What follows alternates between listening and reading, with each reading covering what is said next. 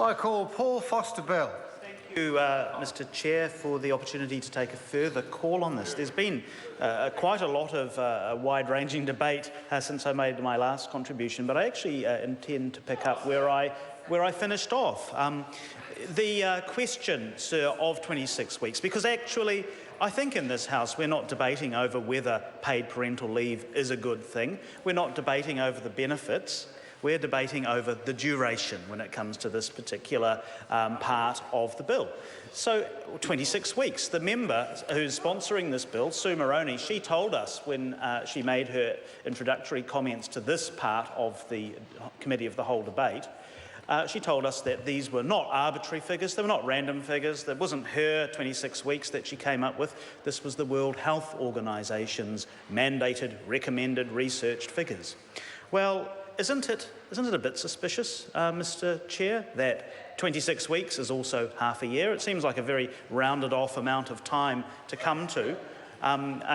Is the member quite sure that it wasn't 24 weeks, that it was 25.7 weeks? It does seem to me, strikes me as a little bit suspicious.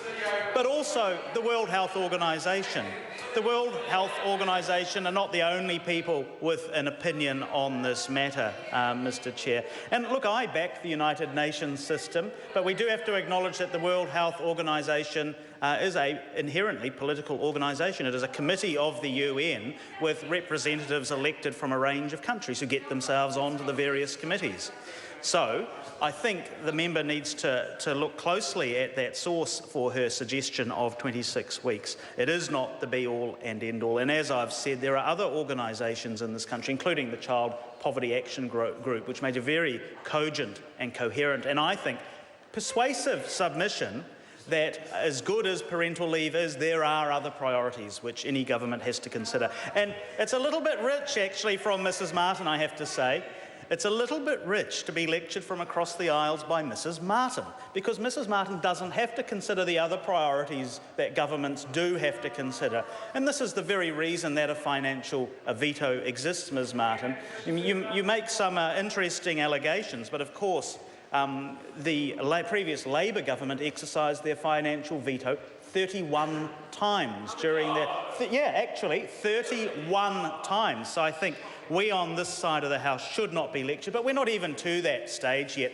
That is preempting business which is yet to come. We are yet to see how the cards fall in this part and in this committee, at the end of this committee stage, and at the third reading before that is even a consideration, Mrs Martin. So I think the member is getting a little bit ahead of herself at this stage.